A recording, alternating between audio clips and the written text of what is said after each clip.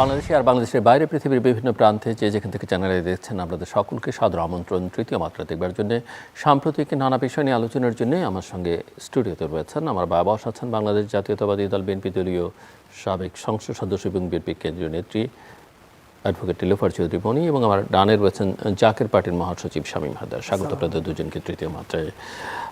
সাম্প্রতিক ঘটনার প্রভূতি যে চেষ্টা তিনটে বিষয় আমি যদি আপনাদের সামনে আনি, একটা হচ্ছে যে পোস্টাল ব্যালটে প্রতীকগুলোকে যেভাবে সাজানো হয়েছে, যেটা নিয়ে আমরা বিএনপির মৃদু প্রতিক্রিয়া লক্ষ্য করেছি। ওসমান হাদির ভাইকে একেবারে মাত্রই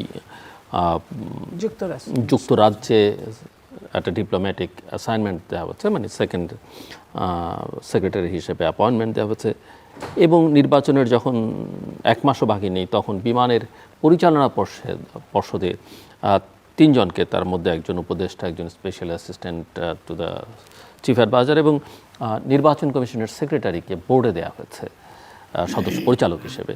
সো এগুলো সম্পর্কে আপনাদের মতামতকে আমি একটু শুনতে চাই। নীলুফার চৌধুরী মনি প্রথমে। ধন্যবাদ আপনাকে। এগুলো কি ধরনের বার্তা দিচ্ছে আসলে? যারা শুনছেন আমার শুভেচ্ছা অভিনন্দন। বার্তাটা এক লাইনে যদি বলতে হয় তাহলে বলবো ষড়যন্ত্র, ষড়যন্ত্র এবং ষড়যন্ত্র। যেদিকে তাকাই দেখেন কি সিলি বাংলাদেশের রাজনীতিটাকে কোথায় নিয়ে দাঁড় করানো হয়েছে, কত সিলি সিলি ঘটনা। ধানের শীষের একটা মার্কা এতদিন এই দেশের বিভিন্ন পরিচালনার সাথে যে দলটা জড়িত, যে মার্কাটা জড়িত, আপনার বহু বছর এই দেশের শাসনভারের সাথে জড়িত, তাকে নিয়ে কোনায় এক জায়গায় এমন জায়গায় মার্কাটা দিল যেটা ভোটের যেটা, সেটা হলো যে আপনার পোস্টাল ভোটে যে তাকে খুঁজতে দূরবীক্ষণ যন্ত্রের প্রয়োজন হয়। আপনার প্রথম একটা মার্কার কিন্তু একটা ভ্যালুস থাকে। অন্যান্য সময় কিভাবে থাকতো? অন্যান্য সময় ওইভাবে থাকতো না। প্রথমে না থাকলেও সেকেন্ড তৃতীয়তে যার যার এরিয়ায় যেখানে যেখানে যে মার্কাগুলো এত লম্বাই একটা থাকতো এক এক এরিয়ায়, যেমন ধরেন 10 জন ক্যান্ডিডেট প্রার্থী, ওরকম মার্কাই আমি দেখেছি। একবার এতগুলো মার্কা একসাথে এত ছোট ছোট আকারে দেখিনি। একটা পোস্টালে কিনা এই কারণে কিনা আমি জানি না, কনস্টিটিউয়েন্সি ওয়াইজ থাকতো। তো ওইভাবে থাকতো। আর এইখানে যেটা করলো, ধানের শীষটাকে হঠাৎ করে আলফাবেটের পোস্ট দিয়ে এমনভাবে সাজানো হলো যে তাকে খোলা চোখে ওরকম সাধারণভাবে দেখা যায় না, অন্যভাবে খুঁজতে হয়। একটা মানুষ 2 মিনিট 3 মিনিট খুঁজে বের করে ভোট দেওয়াটা তার জন্য ভেরি টাফ। এমনি অনেক সমস্যা, অনেক ষড়যন্ত্রের মধ্যে 2টা ভোট একসঙ্গে, এগুলো অনেক সময়ের ব্যাপার। তার উপর যদি খুঁজতে হয়, এবং তার চেয়ে বেশি যেটা ইম্পর্টেন্স সেটা হলো ভোটটাকে, কাগজটা যখন আপনি ভাঁজ করবেন ভোটটা দেওয়ার পরে, সিলটা দেওয়ার পরে, তখন পাশের সিলে ওটার রংটা, কালিটা চলে যেতে পারে। এবং আপনি জানেন, আমরা সবাই জানি যারা ভোট দিয়েছি অতীতে, তারা জানি যে এইটা যদি অন্য ঘরে যদি কালি লাগে, সিলের যদি ছাপের কিছু অংশ লাগে, তাহলে ওই ভোটটা বাতিল হয়ে যায়। এই যে ষড়যন্ত্র, এবং যেটাকে উল্লেখ করা যায় যে যাদেরকে সামনে রেখেছে, এটা আরেকটা ষড়যন্ত্র তত্ত্বের মধ্যে পড়ে। কারণ আমরা অনেক তত্ত্ব কথা শুনছি আপনাদের বরাত দিয়ে, আরও অনেকের বরাত দিয়ে আমরা এগুলো দেখছি, শুনছি এবং মিলিয়ে দেখছি যে মিলে যায় অনেক ক্ষেত্রেই। তো এই যে ষড়যন্ত্র, এই ষড়যন্ত্রটাকে আমরা খুব সহজভাবে নিতে পারছি না, গেল একটা আপনার। দ্বিতীয়ত আপনি যেটা বললেন যে এখন তো সরকারের সময় নেই, যে হাদির ভাইয়ের যে ঘটনাটা, একটা মৃত্যুকে কিভাবে সাধারণ বানিয়ে ফেলা যায়, এটা সত্যি অবাক করার মতো। আমি একটা ভালো কথা, হাদির পক্ষে শহীদ হয়েছে, এটার পক্ষে আমি কথা বলতে গিয়ে আমি এত আপনার বুলিংয়ের শিকার হয়েছি যে এটা কল্পনা করা যায় না। আমি মাঝে মাঝে বলি যে আমার 70টা বংশ পরম্পরাকে একসঙ্গে যোগ দিলে যত গালি হবে, আমি বোধহয় তার চেয়েও 1 মাসে তার চেয়েও বেশি গালি খেয়েছি। এই যে গালি খাওয়াটা, তারপরেও আমি মেনে নিয়েছি যে যারা, আমি কি বলতে চেয়েছিলাম, যারা হাদিকে হত্যা করেছে এটাই স্বাভাবিক, তারাই সেটার ফ্যাসিলিটিসটা নিতে চেয়েছে, হাদি ব্যবহার হয়েছে, এটাই বলতে চেয়েছিলাম। সেই সত্য কথাটা বলতে গিয়ে আমি যত গালি খেলাম সেটাও আমি ভুলে যেতাম। ভুলে যাই, যাওয়ার চেষ্টা করি, যদি সত্যিকার অর্থে বিচারটা পায়। বিচারটা না পাওয়ার কতগুলো কারণটা হচ্ছে আপনার এই যে যখন বলা হয় যে আমরা নির্বাচনের আগে বিচার চাই, তার মানে কি নির্বাচনের আগে হাতে সময় যদি 1 মাস বা আজ থেকে আরও 10 দিন আগের কথা বলছি, 1.5 মাস সময় বা সোয়া মাস সময় বা 1 মাস সময় থাকে, তখন একটা মার্ডারের বিচার হয় না যে সেটা সর্বনিম্ন মার্ডার কেসের বিচার তাড়াতাড়ি হয়েছে, সেটা শেখ হাসিনার, তাও 1 বছর 1 মাসের ব্যবধানে। তো সেইখানে আপনি চাইলেই 7 দিনে 10 দিনে 1 মাসে বিচার, তার মানে যারা চাচ্ছে তাদের টার্গেটটা অন্য জায়গায়। যেভাবেই হোক তোমাকে উঠতে দেওয়া হবে না, যেভাবেই হোক তোমাকে মেনে নেওয়া হবে না, এই মেনে না নেওয়ার জন্য তারা এটা করছে। এবং এই যে লাস্ট যে কফিনে প্যারাকটা ঠুকলো হাদির ভাইকে এরকম একটা পদ দিয়ে, এবং সেটা নির্বাচনের 1 মাসেরও কম সময় আগে। আচ্ছা জিল্লুর ভাই, আমি আপনাকে প্রশ্ন করি, অনেক দিন আপনি এই দেশের রাজনীতির পেছনের পরিচালনার ভূমিকায় আছেন। 1 মাস যে সরকারের বয়স বা তারও থেকে কম, সেই সরকার যখন একটা কাজ করে ওই কাজটা কতটুকু ফলপ্রসূ হয়, যখন বাংলাদেশের অবস্থাটা এমন একটা সরকার পরিবর্তন হলে সেই সরকারের প্রায় সবগুলোকে বাতিল বা বানচাল করে দেওয়া হয়। সেইখানে হাদির ভাইকে একটা 3 বছরের জন্য আপনার পদায়ন করা হলো। এবং আমার প্রশ্ন হচ্ছে যে তাকে কাজ দেয়া হোক বা যাই করা হোক তাতে কোনো সমস্যা নেই যদি সহানুভূতি থেকে করা হয়, কিন্তু একটা ডিপ্লোম্যাটিক মিশনে সেটাই এই জায়গাটায় আসছি। এবং সেটা বাইরে পাঠিয়ে তাকে, তাও যুক্তরাজ্যের মতো একটা দেশ, যে দেশটা আমাদের বাংলাদেশের প্রেক্ষাপটে ভীষণ ইম্পর্টেন্ট, সেই জায়গায় যে তাকে তার কোনো মানে ব্যাকগ্রাউন্ড নাই, তার কোনো অভিজ্ঞতা নাই, ব্যাকগ্রাউন্ড ছাড়াও অভিজ্ঞতা থাকে, আর এই সব জায়গায় সেকেন্ড ম্যান মানে আপনার কনসুলেন্ট, এই টাইপের পদগুলো কিন্তু ইন্টারন্যাশনাল রিলেশন সাবজেক্টের ভেতর থেকে অথবা বিভিন্ন সময় বিভিন্নভাবে আপনার অভিজ্ঞতার আলোক থেকে এই পদগুলো পাওয়া যায়। তার মানে যারা করলেন তারা তাদের টার্গেটটা কি? আমার কাছে এটা প্রশ্ন, ভীষণভাবে প্রশ্নবোধক চিহ্নের মধ্যে এটা পড়ে আছে। এবং এটা কতক্ষণ আপনার লংজিভিটি থাকবে যদি ইলেকশন হয়। আবার ইলেকশনটাই যদি ঠিক টাইম মতো হয়, তাহলে আপনার যারা চলে যাবে 2 দিন পরে তাদেরকে বিমানের ডাইরেক্টর বানানোর মধ্যে এখানে কি মজা যা আছে আমি জানি না। এই যে রদবদল যা চলছিল এই 26-27 দিন 28 দিনে, এগুলো তো রদবদল না, এগুলো তো তাদেরকে বাড়তি পদটা দেওয়া। আমি যদি রদবদলও বলে থাকি বা ওই পোস্টগুলো খালি পোস্টও বলে থাকি, তাও তো সম্ভব না। কতই লস হবে, লসের মধ্যে থাকা যে ডিপার্টমেন্টগুলো, সেগুলো লস হলে 1 মাসে আর কত হতে পারে, যেটা আবহমান কাল থেকে লসে চলে আসছে। তো এবং যাদেরকে নিয়োগ করা হলো, যে নামগুলো পড়লাম, তাদের তো বিমানের টিকিট কেটে বিদেশ যাওয়ার আশা ছাড়া ওইখানে তাদের আর কোনো অভিজ্ঞতা কাজ করে না।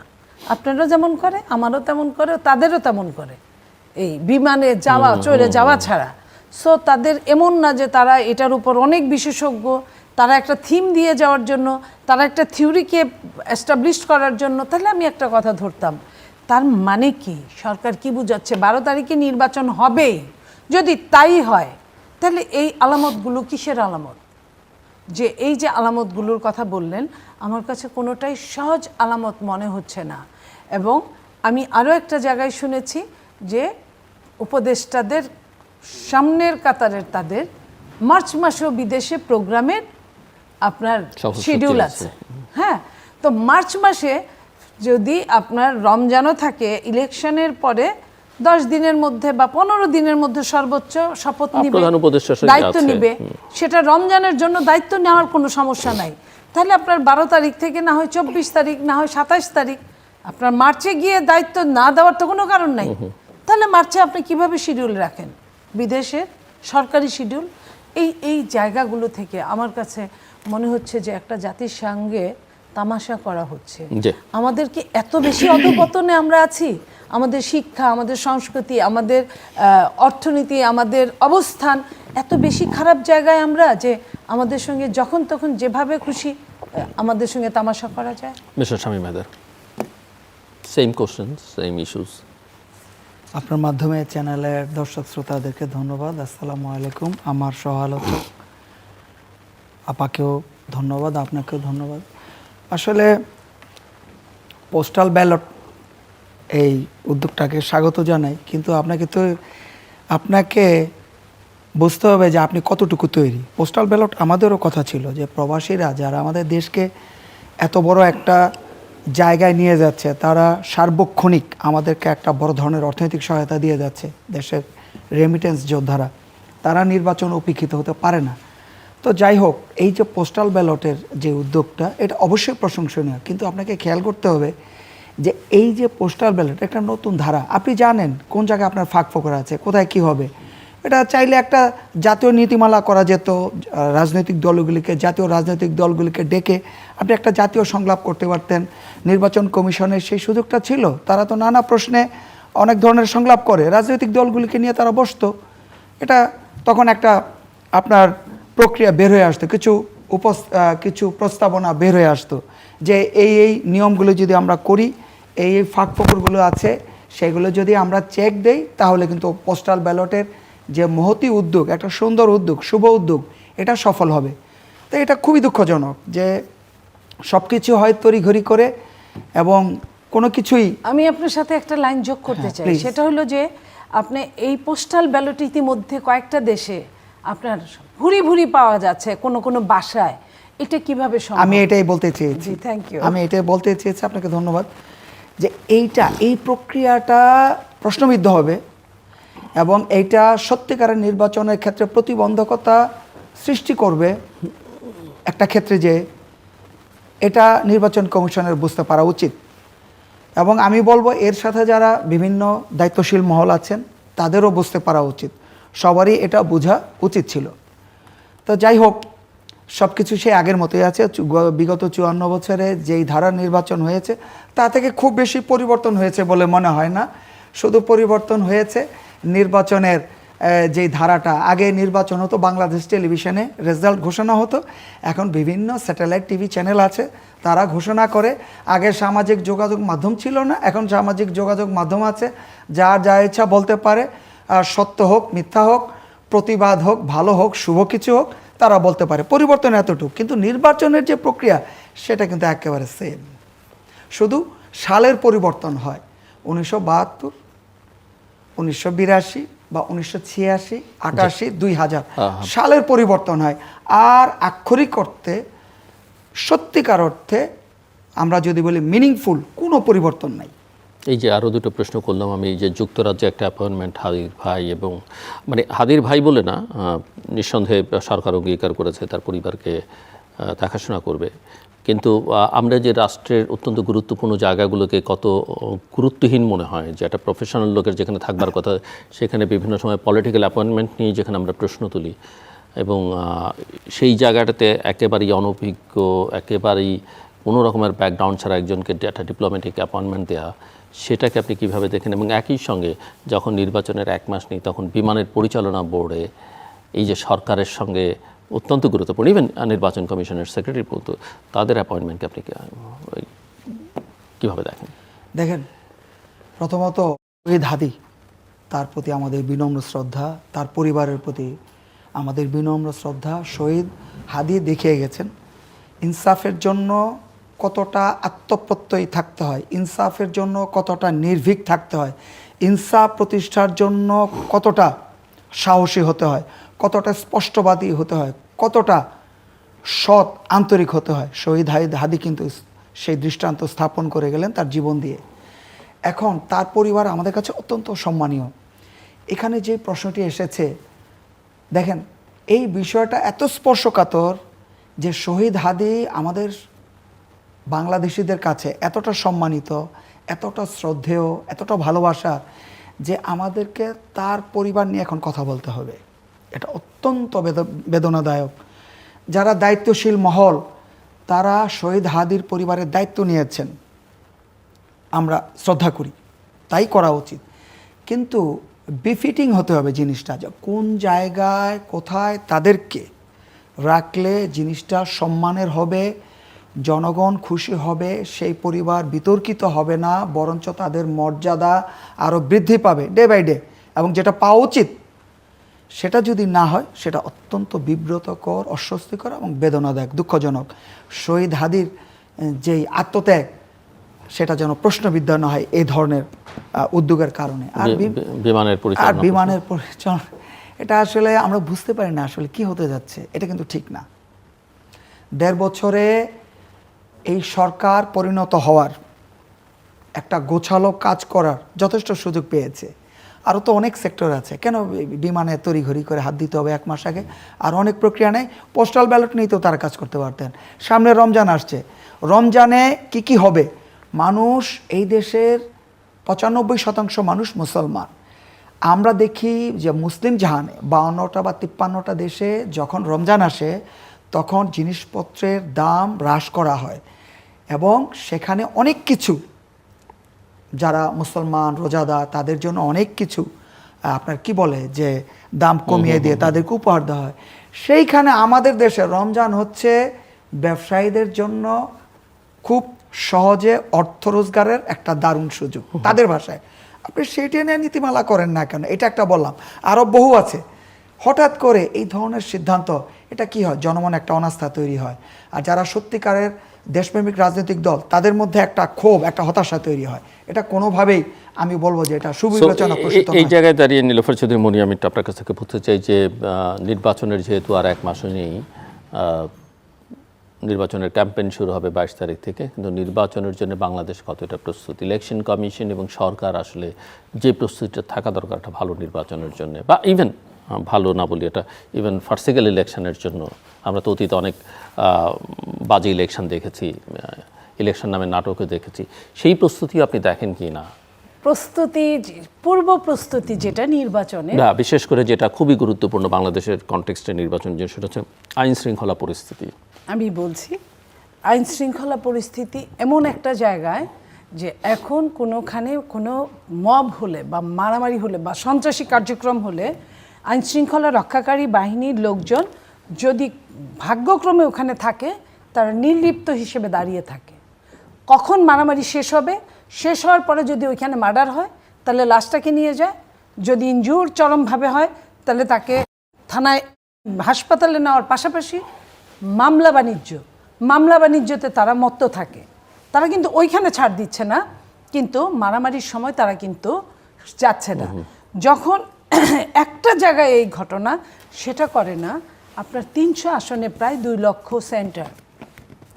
এই যে এতগুলো সেন্টার, এতগুলো আসনে প্রায় 12 কোটি ভোট, এই 12 কোটি মানুষের যখন যেই দিন একদিনের 7-8 ঘন্টা নড়াচড়া থাকবে, তখন যে হুলস্থুল অবস্থাটা বাঁধবে, এমনিই আমাদের আইন শৃঙ্খলা রক্ষাকারী বাহিনী ভীষণ কম।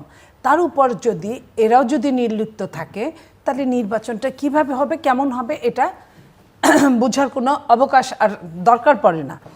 আপনার সেকেন্ড যে জিনিসটা সবচেয়ে গুরুত্বপূর্ণ এদের মধ্যে, তাদের অনেকগুলো অস্ত্র খোয়া গিয়েছে।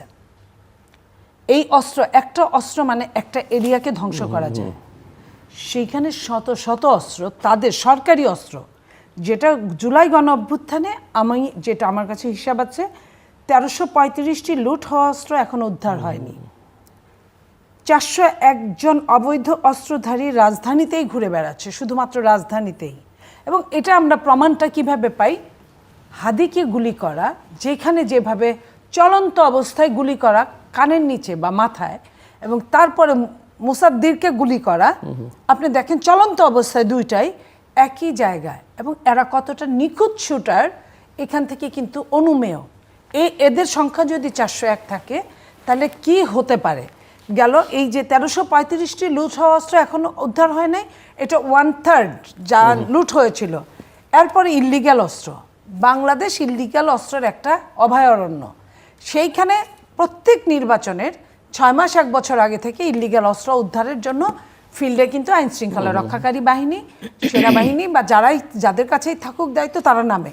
এখন পর্যন্ত আমরা এইভাবে দেখিনি। তারপরে আপনার বৈধ অস্ত্র জমা দেওয়ার একটা রুলস অ্যান্ড রেগুলেশনের মধ্যে পড়া, যে ইলেকশনের 6 মাস আগে থানাগুলোতে ওই এরিয়ার যত বৈধ অস্ত্র আছে জমা দিতে হয় এবং নির্বাচনের পরে ওগুলো ফেরত নেওয়া যায়। তো সেইখানে আমরা সেটাও দেখি নাই।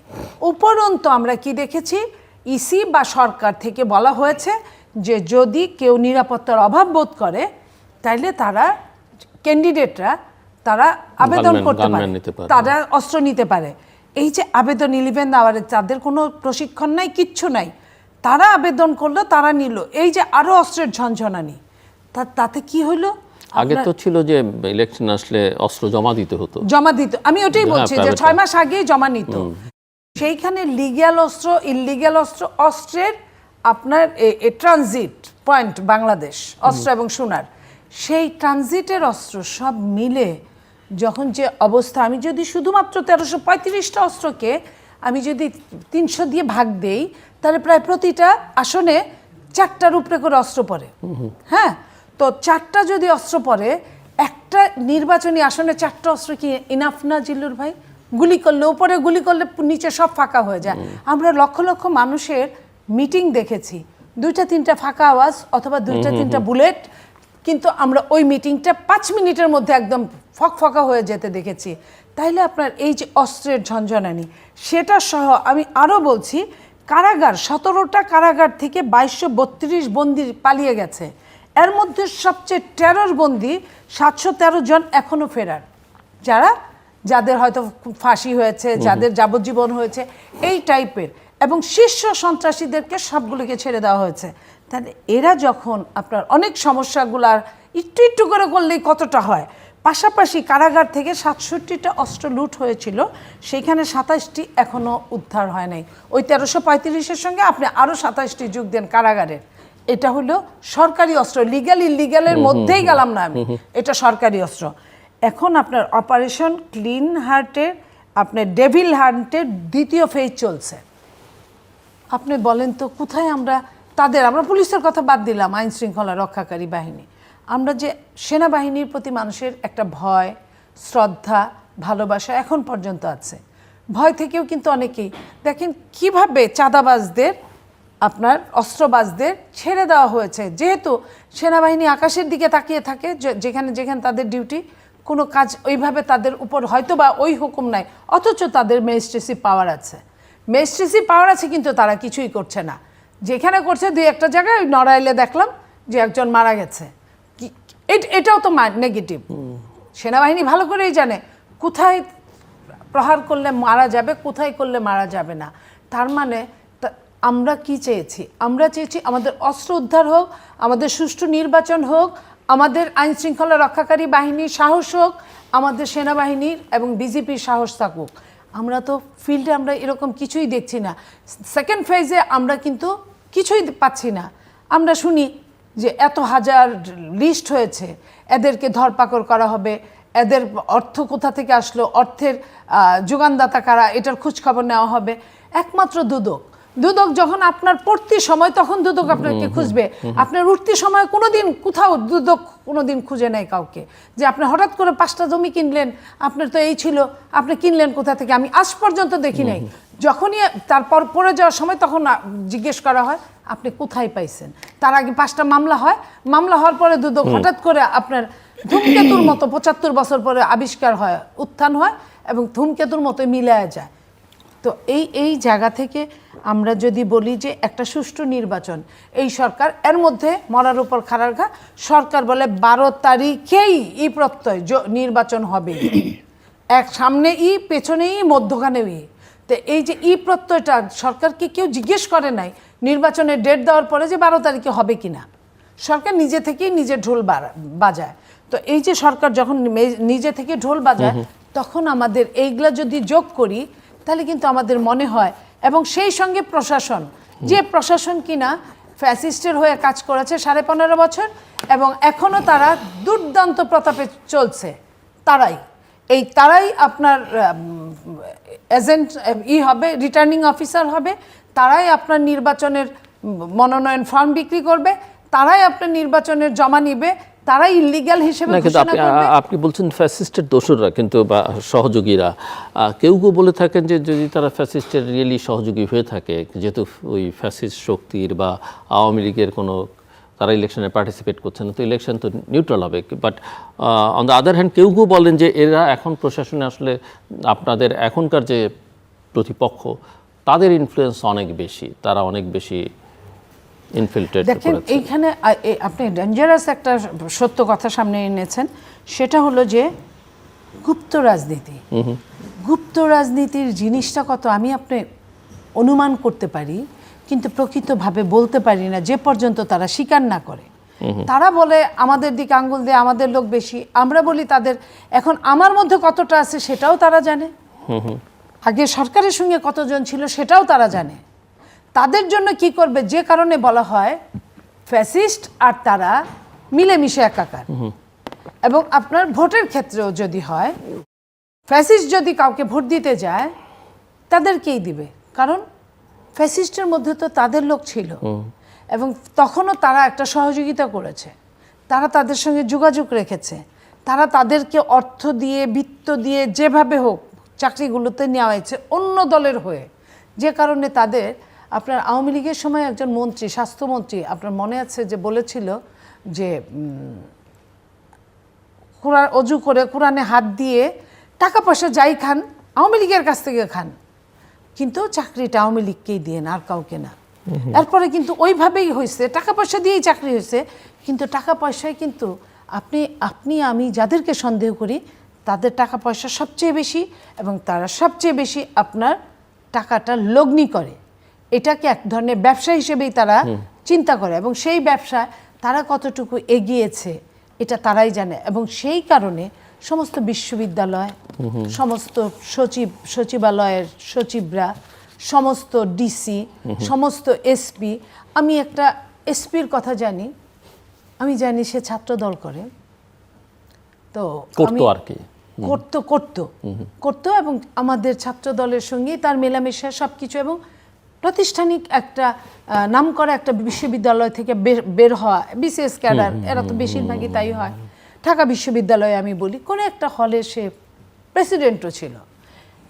পরবর্তীতে আমি তার সাথে কথা বলে বের হয়ে আসার সময় আমি একজনের সঙ্গে আমার দেখা হলো, বললো কোথায় গেছিলেন, আমি বললাম এইখানে। বলে যে তার ওইখানে একটা নাম ধরে, একটা দলের নাম ধরে বললো ও তো এজেন্ট সেই দলের। আমি বলছি না না, ও তো ছাত্র দল করা ছিলেন। বললো যে আপা আমার বাড়ি ওইখানে, একদম স্ট্রেট আমার বাড়ি ওইখানে, আমি জেলাটার নাম নাই বললাম, তবে ওই জেলায় তাদের লোক বেশি থাকে, তার বাবা দাদা 14 গোষ্ঠী ওই দলটা করে, আপনাদের দল করে না, এ করেছে আপনাদের এইখানে, একে করানো হয়েছে। আমি কিভাবে, আমি যে দলটাকে ধারণ করি, আমি তাদেরকে কিভাবে গিয়ে বলবো যে এই টাইপের মানুষগুলোকে থেকে আপনারা দূরে থাকবেন। বরং দেখা গেছে আমি যার সামনে বলবো সেও একজন গুপ্ত, তাতে কি হবে, আমি যেভাবে দিনকে দিন পিছাই আরো কয়েক ধাপ পিছায় যাব বা যাচ্ছি। তো এটা যতটা ডেঞ্জারাস, এই রাজনীতি, এই অপরাজনীতি এত বেশি বিস্তৃত লাভ করেছে যে রাজনীতিকে খুঁজে পাওয়া যাচ্ছে না। আইন শৃঙ্খলা পরিস্থিতি নিয়ে বলবো, কিন্তু তার আগে একটা বিষয় অত্যন্ত দুঃখজনক, সেটা হলো যে জাতীয় ঐক্যমত্য কমিশনে যে আলাপ হলো, রাজনৈতিক দলগুলি ছিলেন, কত আন্তরিক আলোচনা হলো, কত হৃদ্যতাপূর্ণ পরিবেশে খুব গুরুত্বপূর্ণ বিষয়গুলি নিয়ে আলোচনা হলো। নির্বাচনের খাওয়া দাওয়া তো থাকবেই, এটা আমাদের সংস্কৃতির অংশ এবং আমাদের এই সংস্কৃতি অত্যন্ত সমৃদ্ধ এবং ঐতিহ্যময়। তো সেইখানে যে আলোচনা হলো, সেখানে একটা কথা ছিল যে সত্যিকার অর্থেই এইবার নির্বাচন প্রক্রিয়াটা একেবারে সংস্কার ধর্মী হবে এবং নতুন ধরনের একটা নির্বাচন প্রক্রিয়া, একটা নির্বাচনী সংস্কৃতি জাতি উপহার পাবে।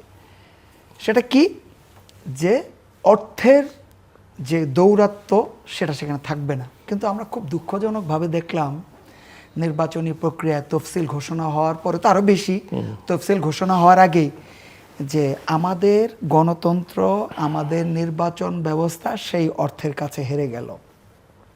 অর্থ দিয়েই এখন সব কিছু পরিমাপ করা হচ্ছে। কি হবে, আমাদের গণতন্ত্র নির্বাচনের দিন বলা হবে যে গণতান্ত্রিক প্রক্রিয়া যে কতটা প্রয়োজন, গণতান্ত্রিক প্রক্রিয়ার প্রতি নির্বাচন কমিশন কতটা আন্তরিক, আজকের নির্বাচন দিয়ে সেটি প্রমাণ হলো। একদিনে তো গণতন্ত্র প্রতিষ্ঠা হয় না, একদিন দিয়ে একটা নির্বাচনের দিনটাকে কেন্দ্র করে স্পেসিফিক ওই দিনটাতে আপনি গণতন্ত্রের কথা বলবেন, নট দ্যাট 6 মাস আগে থেকে, মিনিমাম 6 মাস আগে থেকে আপনাকে ব্যবস্থা নিতে হবে। আইন শৃঙ্খলা পরিস্থিতির উন্নয়ন, নির্বাচনী ব্যবস্থার উন্নয়ন এবং সংশ্লিষ্ট নির্বাচন প্রক্রিয়ার সাথে যারা যারা জড়িত, আপনি সব কিছু নিরপেক্ষ করবেন, সব কিছু আপনি সত্যিকার অর্থে তারা নিরপেক্ষ হবে, তারা প্রভাবমুক্ত হবে, আপনি সেটা করবেন। নির্বাচন কমিশন কি সেটা করতে পেরেছে? এবং অত্যন্ত দুঃখজনকভাবে আমরা দেখলাম যে নির্বাচনী জোটের নামে বাইনারি জোট হয়েছে বড় দলগুলির নেতৃত্বে, আরও তো অন্যান্য দল আছে। আমরা জাকের পার্টি, আমরা আমাদের নীতি আদর্শ নিয়েই আছি। আমরা এই ধরনের জোটে যাওয়াটা আমরা মনে করি যে জনগণের কাছে আমাদের যে প্রতিশ্রুতি, জনগণের কাছে আমাদের যে আন্তরিক দায়বদ্ধতা, সেখান থেকে সরে যাওয়া। তাই আমরা অপেক্ষায় আছি, যদি কখনো আমরা আমাদের স্বাতন্ত্র অবস্থান নিয়ে আমরা এগিয়ে যাচ্ছি। সকল ভিন্ন মত, সকল বড় দল, সকল রাজনৈতিক দলের প্রতি আমাদের যথাযথ সম্মান এবং শ্রদ্ধা আছে। তারপরে একটি কথা বলবো যে আমরা যেটা চেয়েছিলাম যে আমাদের নির্বাচনী ব্যবস্থা, বিগত 54 বছরে 12টি নির্বাচন হয়েছে, যেইভাবে হয়েছে, যেই ধারায়, যেই প্রক্রিয়ায় হয়েছে, প্রত্যেকটাই ছিল প্রশ্নবিদ্ধ এবং কখনই সেটা জনগণ দ্বারা প্রশংসিত হয়নি। তা আমরা চেয়েছিলাম যে সেটার পরিবর্তন হবে, কিন্তু সেটা হয়নি। তবে যদি আদর্শগত জোট হয়, তাহলে সেটাকে রাজনৈতিক জোটে পরিণত করার জন্য জাকের পার্টি সর্বাত্মক প্রচেষ্টা চালাবে। আর এখন যা হচ্ছে এটা খুবই দুঃখজনক, অ্যাসপায়ারিং ডেমোক্রেসির জন্য যেমন এটা প্রশ্নবিদ্ধ করে। বাংলাদেশ একটা গণতান্ত্রিক সৌন্দর্যের একটা অভূতপূর্ব দেশ। একটা প্রশ্ন করতে চাই যে 12 তারিখে একই সঙ্গে দুটো নির্বাচন, মানে দুটো ভোট, একটা হচ্ছে গণভোট আর একটা হচ্ছে জাতীয় সংসদ নির্বাচন। মানুষ আসলে, মানুষের মধ্যে অনেকেই বলেন যে এখন ইলেকশনের ভাইবটাই তৈরি হয়নি, পাওয়া যাচ্ছে না। দ্বিতীয়ত হচ্ছে মানুষের মধ্যে খুব একটা উৎসাহ, উদ্দীপনাও লক্ষণ দেখা যাচ্ছে না, এবং মানুষ কনফিউজড আসলে হোয়াট ইজ রেফারেন্ডাম, কীভাবে ভোট দেবে, কাকে ভোট দেবে, কেন ভোট দেবে, দিলে কি। যদিও সরকার এই প্রচারণাটা বেশ ব্যাপকভাবে চালাচ্ছে এবং হ্যাঁ ভোটের পক্ষেই প্রচারণা চালাচ্ছে, সেটা নিয়ে অনেকে প্রশ্ন তুলছেন যে একটা নিরপেক্ষ সরকার কিভাবে একটা ইলেকশনে পার্ট হয়। সো আপনার কোনো অবজারভেশন আছে এই বিষয়ে? দেখেন, এটা অত্যন্ত দুঃখজনক যে আমরা সংস্কার চাই। জাতীয় ঐক্যমত্য কমিশনে এত আলোচনা হলো, সকল জাতীয় রাজনৈতিক দল সেখানে অংশগ্রহণ করলো, জাকের পার্টিও সেখানে অংশগ্রহণ করেছে আন্তরিকভাবে, এবং সেখানে সুস্পষ্ট মতামত দেয়া হয়েছে।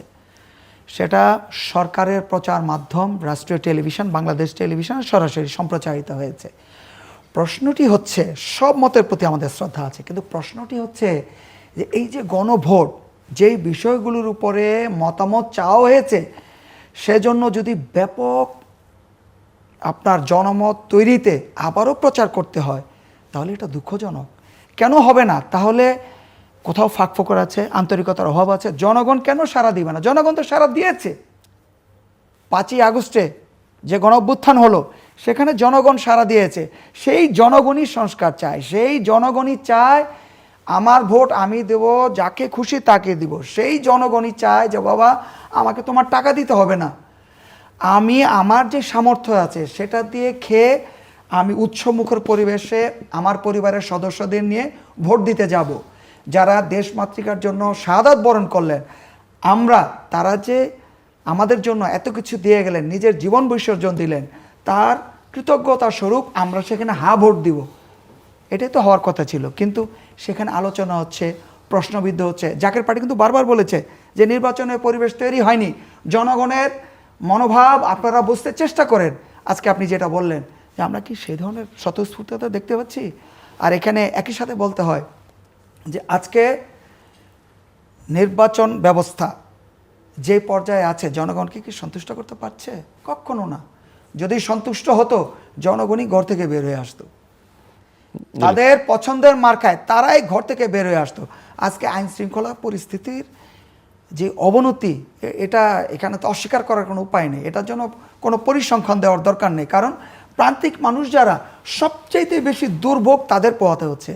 যারা খেটে খাওয়া মানুষ, যাকে রাত 12টায় ডিউটি করে বাসায় যেতে হয়, তার বাসায় সবাই বিনিদ্র অপেক্ষা করে কখন পরিবারের কর্তা কখন আসবে, আমার ছেলে কখন আসবে, আমার মেয়ে কখন আসবে।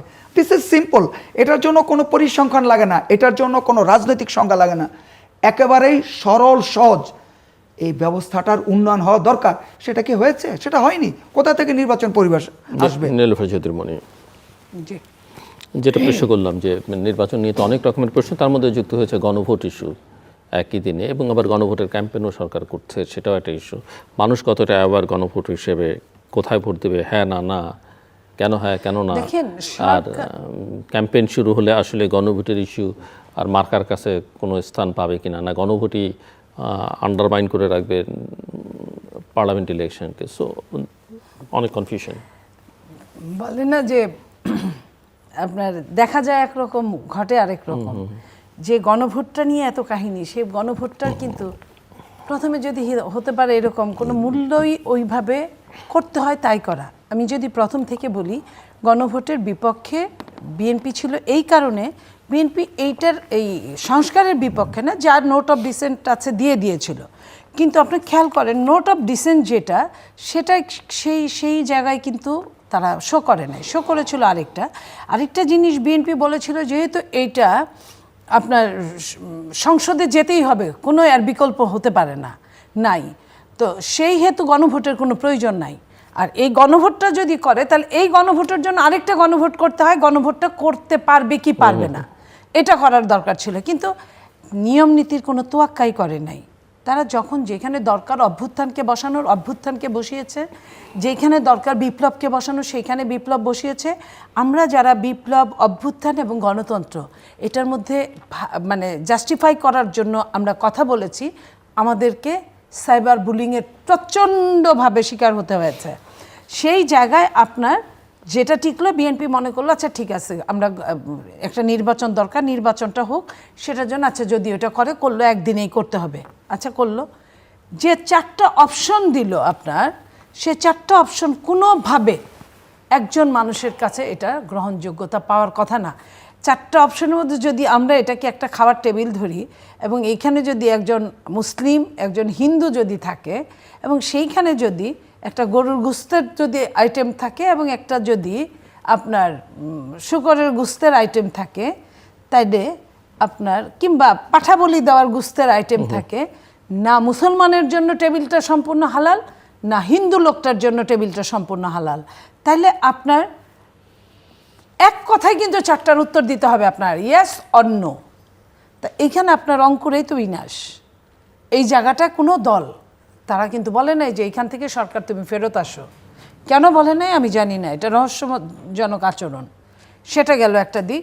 2 নম্বর দিক, কোনো দেশের নিরপেক্ষ সরকার, অনিরপেক্ষ না, নিরপেক্ষ সরকার, অরাজনৈতিক সরকার কখনোই পারে না হা অথবা নায়ের পক্ষে যেতে। হা অথবা হায়ের পক্ষে যে সরকার যাচ্ছে, সরকারি পক্ষ থেকে হাতেই দিতে হবে, এবং একটা জায়গায় বাধ্য করছে কিছু মানুষকে সেই হাতে যাওয়ার পক্ষে, তাহলে তো হা নায়ের তো কোনো অপশন থাকার কথা ছিল না। আপনার একটা হাই থাকতো, আপনি দিলে দিতেন, না দিলে নাই, ঘটনা তো এরকমই হবে। তো সেইখানে হায়ের পক্ষে যখন সরকার বলে, তার মানে কি সরকারের এইটা কি বৈধতাকরণের জন্য, আরও ফিউচারে অনেক দিন থাকার জন্য? আমার কাছে কিন্তু ভালো ঠেকছে না। আপনি রাষ্ট্রবিজ্ঞানের ছাত্র, আপনি আমার থেকেও অনেক ভালো বুঝেন, যেহেতু সারাদিন আপনার রাষ্ট্রের বিজ্ঞান নিয়ে আলোচনা। সো আমার কাছে মনে হয় যে সরকারের এটার দরকার ছিল না। সরকার এখানে নিরপেক্ষ থাকতে পারতেন। কোথাকার কোন ইউনিয়নে, কোন পৌরসভার কোন দলের প্রেসিডেন্ট অথবা সেক্রেটারি এই ন্যায়ের পক্ষে ভোটের জন্য বলেছেন বলে তাকে শুলে চড়ানো হবে, এটা আমি মনে করি না। কারণ আপনি নায়ের অপশন রেখেছেন। আমার কাছে দুইটাই, আমি নিতেও পারি, আমি নাও নিতে পারি। আমি এই দেশের নাগরিক, এটা আমার অধিকার। তো আপনি কেন আমাকে শুলে চড়ানোর হুকুম দিবেন? আপনি কে? আপনি তো রাষ্ট্রের একটা মানে টেম্পোরারি লোক। যে 5 বছরের, সেও কিন্তু টেম্পোরারি, 5 বছরের জন্যই। কোনো রাষ্ট্র তো আমাকে বাধ্য করতে পারে না।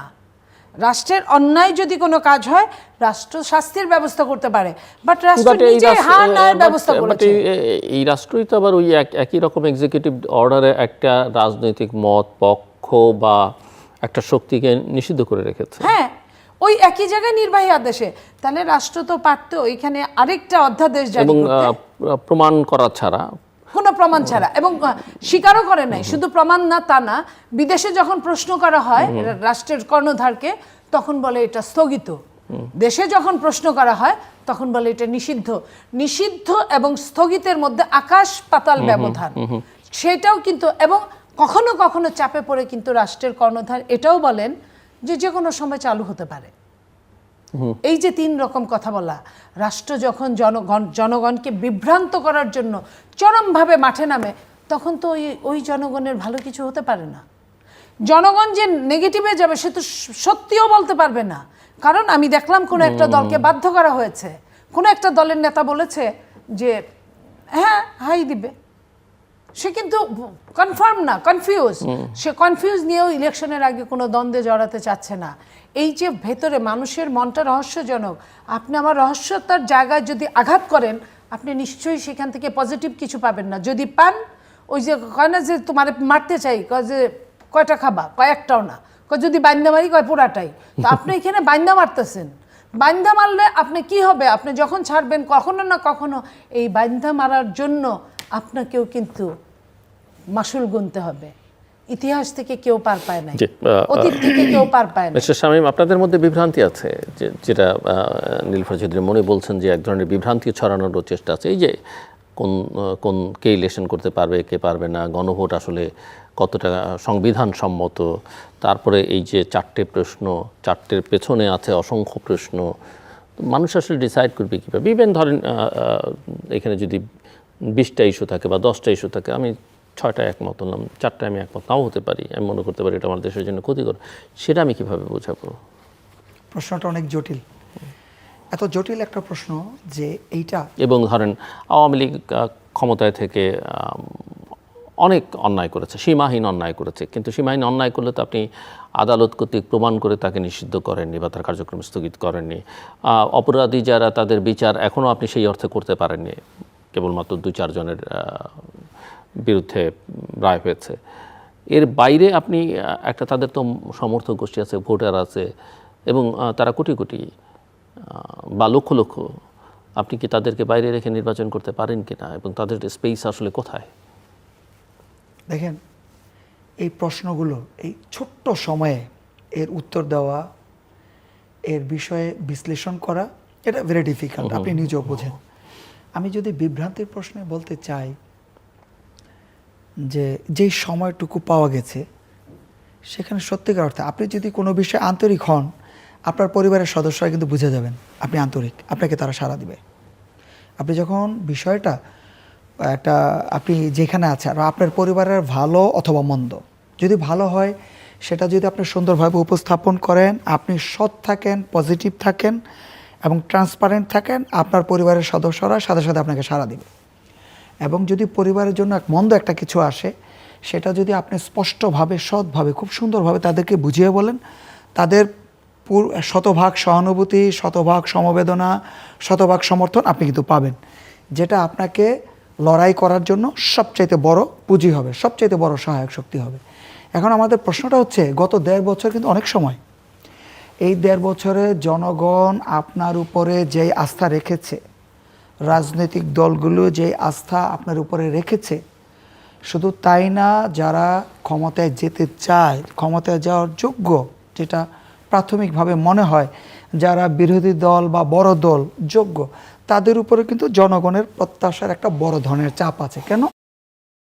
বিগত 15 বছর বা 15.5 বছরে জনগণ যেইভাবে বঞ্চিত হয়েছে, শোষিত হয়েছে, রাজনীতির ভাষায় বলতে হয়, এই ভাষাটি তো প্রচলিত, এবং দিনের পর দিন তারা আশাহত হয়েছে, বেদনাহত হয়েছে, সেইখান থেকে তারা ধরে নিয়েছে, নতুন আশায় বুক বেঁধেছে যে এই সরকার বা দায়িত্বশীল মহল তারা আমাদের এই মনের এই চাওয়াগুলো, আশাগুলো তারা পূরণ করে দেবে। এবং একই সাথে রাজনৈতিক দলগুলি, যাদের কথা আমি বললাম পুনরাবৃত্তি করতে চাই না, যে তারাও আমাদের এই ইতিবাচক পরিবর্তনটা এনে দিবে। কিন্তু কোনো দিক থেকেই তারা আশাব্যঞ্জক কোনো কিছু পাচ্ছে না, যার ফলে আপনি যেই কথাটা বললেন যে নানা ধরনের বিভ্রান্তির প্রশ্ন আসে। তো এটা আসলে সামগ্রিকভাবেই এটা যারা দায়িত্বশীল মহল, যারা বড় বড় রাজনৈতিক দল, তাদেরকেই এখন বসে এই প্রশ্নটা করতে হবে যে কেন বিভ্রান্তি, কেন অনিশ্চয়তা। গণভোট তো এর আগেও হয়েছে, আমাদের বেশ কয়েকবার হয়েছে দেশের স্বার্থ সংরক্ষণ প্রশ্নে। কাজে গণভোট তো হতেই পারে, কিন্তু সেটা করার জন্য এটা খুব দুরূহ কোনো কাজ, এমন কোনো কিছু না। এটার সাথে যারা সংশ্লিষ্ট, সরকার বলেন, রাজনৈতিক দল বলেন, এটা সকলের সম্মিলিত উদ্যোগ এবং অব্যাহত উদ্যোগের প্রয়োজন ছিল। তাহলে তো আজকে এটা নিয়ে এটা হয় না। আপনার মূল হচ্ছে যে আপনি পরিবারের প্রধান, আপনি আপনার পরিবার 18 কোটি বা মানুষ বা 20 কোটি মানুষের সাথে কতটা সম্পৃক্ত হতে পেরেছেন, আপনি কতটা আন্তরিক, এটা কিন্তু বের হয়ে আসে। যখনই আপনি বলছেন যে বিভ্রান্তি, অনিশ্চয়তা, তাহলে এখানেই প্রমাণ হয়ে যায় এর সাথে যারা দায়িত্বশীল, যারা সংশ্লিষ্ট, তারা কতটুকু আন্তরিক ছিল। আজকের এই অনিশ্চয়তা বলেন, বিভ্রান্তি বলেন, তা কিন্তু এই পরিস্থিতির মধ্যে দিয়ে প্রমাণ হয়ে যায়। তো আমরা একটু শেষের দিকে, আপনি আর কিছু যোগ করবেন আমি একটু যোগ করতে চাই। তা হলো যে নির্বাচনী ব্যবস্থায় যা হচ্ছে, আমাদের মহান মুক্তিযুদ্ধ হয়েছিল, অন্যতম একটা কারণ ছিল যে 22 পরিবার দিয়ে নিয়ন্ত্রিত হতো একটা দেশ, অর্থনীতি দুইটা।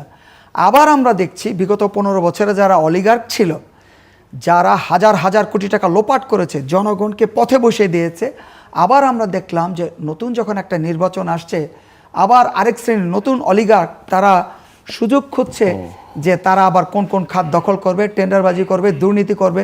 দুর্নীতি নিয়ে কোনো ধরনের সুস্পষ্ট নীতিমালা আমরা দেখতে পাচ্ছি না। তাহলে দেশ কোথায় যাবে? আবার অন্ধকারে যাবে, আবার রক্তাক্ত হবে দেশ। আর নির্বাচন তো আবার সামনে হবেই। তাহলে একটা নতুন প্রতিশ্রুতি হবে, নতুন দিনের স্বপ্ন হবে, পরিবর্তনের স্বপ্ন দেখাবে, আবার নির্বাচন হবে, দেশ অন্ধকারের দিকে যাবে। আর ছোট্ট একটা দাওয়াত দিব, আগামী সোমবার 19শে জানুয়ারি ফরিদপুরের 22 বিশ্ব জাকির মঞ্জিলে বিশ্ব ইসলামী সম্মেলন।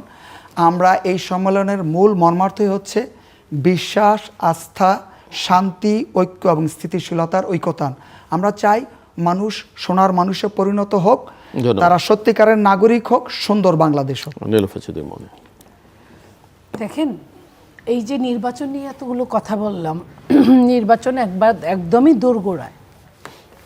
সরকার যেটাই বলুক, সরকার যদি সত্যিকার অর্থে নির্বাচন চান, এখনও যেটুকু সময় আছে, সরকার আইন শৃঙ্খলা রক্ষাকারী বাহিনী, অস্ত্র উদ্ধার এবং প্রশাসনকে নিয়ে ঢেলে সাজিয়ে কথা বলতে পারে। এবং যে মবগুলো হচ্ছে প্রতিদিন একজন করে নিহত হচ্ছে বিভিন্ন জায়গায়, সেই মবগুলো বন্ধ করার জন্য আইনের অনুশাসনের বিকল্প হতে পারে না। সরকার যদি যারা মব করছে তাদেরকে যদি সিরিয়াসলি অ্যাকশানে গেলে এবং যাদের নামে পেন্ডিং এই 1.5 বছরে মবের মামলা আছে, তাদের যদি ধরপাকড় শুরু করে, তাহলে এই সামনের এই যে 20-25 দিন যে আছে, এই 20-25 দিন মবের সংখ্যা কমবে। আর না হলে 22 তারিখের পরে থেকে যেখানে এন্টি ইলেকশনে দাঁড়িয়েছে স্বতন্ত্র প্রার্থী কিংবা অন্য দল, যাদের পাশ করার সম্ভাবনা আছে, যারা নিজেকে অনেক বড় কিছু মনে করছে, পেশি শক্তি আছে, অর্থ আছে, তারা যে কি করবে আর কি করবে না, আমরা এটা মনে হলেই লুম দাঁড়িয়ে যায় শরীরের। আমরা শিহরিত হচ্ছি, আমরা ভীত, আমরা সন্ত্রস্ত। আমরা চাই যে আমাদের দেশের আর কিচ্ছু চাই না সরকারের কাছে। সরকার অর্থনীতিতে চরম দৈন্য দশায় নিয়ে গেছে, আমরা তাও কিছু চাই না। সরকার আমেরিকার মতো দেশ কোনোদিন আমাদের এরকম স্যাংশন দেয় নাই, এখন আমাদের চরমভাবে স্যাংশনের মধ্যে আছি, আমরা অ্যাপ্লাইও করতে পারবো না, আমরা সেটাও মেনে নিলাম। কিন্তু সরকার যেন আমার জীবনের নিরাপত্তাটা দেয়, আমি যেন এই 20-25 দিন নিরাপদভাবে চলতে পারি, ফিরতে পারি, ঘরে প্রবেশ করতে পারি, ঘর থেকে বাইরে বের হতে পারি, কাজে যেতে পারি। এইটুকুই সরকারের কাছে, একটা দেশের সরকারের কাছে জনগণের প্রত্যাশা থাকে। শুধুমাত্র আমার নিরাপত্তা দেওয়া এবং আমার কর্মের জায়গায় আমি যেন সুস্থভাবে কাজ করতে পারি, সেই ব্যবস্থাটা রক্ষা করা, এটা যেন সরকার করে, আমরা এটাই বলবো। এবং সরকার যেন আর ছলচাতুরির আশ্রয় না নিয়ে, এই প্রত্যয় বাদ দিয়ে নির্বাচন কিভাবে কি করে হবে, আমলাদের সঙ্গে এই কথাগুলো বলে এবং ওইখানে আমরা যে সন্দেহটা করছি সেই সন্দেহ থেকে আমাদেরকে মুক্ত করে। দর্শক, অনুষ্ঠানের শেষ প্রান্তে আমরা সামাজিক যোগাযোগ মাধ্যম ফেসবুক, এক্স এবং ইউটিউবে তৃতীয় মাত্রা লাইভ স্ট্রিম হচ্ছে দেখতে পারেন। টেলিভিশনের পর্দায় দেখতে না পারলে যে কোনো সময় যে কোনো স্থান থেকে ইউটিউবে তৃতীয় মাত্রা চ্যানেলটি সাবস্ক্রাইব করে পর্ব বা পুরোনো পর্বগুলো আপনারা দেখতে পারেন। মিস্টার শামীম হায়দার এবং মেজর নীলুফার চৌধুরী মনি, অসংখ্য ধন্যবাদ এই আলোচনা অংশ নেওয়ার জন্য। দর্শক, চারিদিকে ষড়যন্ত্র আর তামাশার তত্ত্ব এবং এগুলো যখন আলোচনা হয় তখন বুঝতে হবে যে কোথাও না কোথাও ঝামেলা আছে, এবং সামগ্রিক পরিস্থিতি বিশ্লেষণ করলে দেখা যায় যে ঝামেলাটা আসলে বেশ বড়। পরিণতি কী হবে আমরা কেউই জানি না। একদিকে গুপ্ত রাজনীতির যে চর্চা, সেই গুপ্ত রাজনীতি থেকে কখনো প্রকাশ্য হওয়া, আবার কখনো কোথাও কারো মধ্যে ঢুকে পড়া, এটা একদিকে আছে। আরেকদিকে এক সময়কার প্রবল প্রতাপশালী স্বৈরশাসক এবং তার যে সহযোগীরা, ইভেন রাজনৈতিকভাবেও ওই মতাদর্শের অনুসারীরা, যেহেতু তাদের একটা হিস্টোরিক্যাল ব্যাকগ্রাউন্ড আছে, তাদেরকে এক্সিকিউটিভ অর্ডারের মধ্য দিয়ে যে রাজনীতির বাইরে রাখা বা নির্বাচনের বাইরে রাখা, এগুলো আসলে শেষ পর্যন্ত 12 তারিখ পর্যন্ত বাংলাদেশকে কোথায় নিয়ে যাবে সেটা নিয়ে আমার দুই অতিথি নানা রকমের প্রশ্ন রেখেছেন। তাদের মধ্যে উদ্বেগ আছে, উৎকণ্ঠা আছে, সংশয় আছে, এবং সবচেয়ে বড় কথা তারা যেটা চাইছেন সেটা হচ্ছে নিরাপত্তা, জীবনের নিরাপত্তা, প্রতিটি নাগরিকের, প্রার্থীদের এবং তাদের সমর্থকদের। সেই নিরাপত্তা এই সরকার নিশ্চিত করতে পারবে কিনা সেটাই একটা বড় প্রশ্ন। লক্ষণ বলে যে তাদের আসলে সেটা করবার চেষ্টাও নেই, সদিচ্ছাও নেই। আমাদের সঙ্গে থাকবার জন্য অসংখ্য ধন্যবাদ। আপনাদের সবার জন্য শুভকামনা।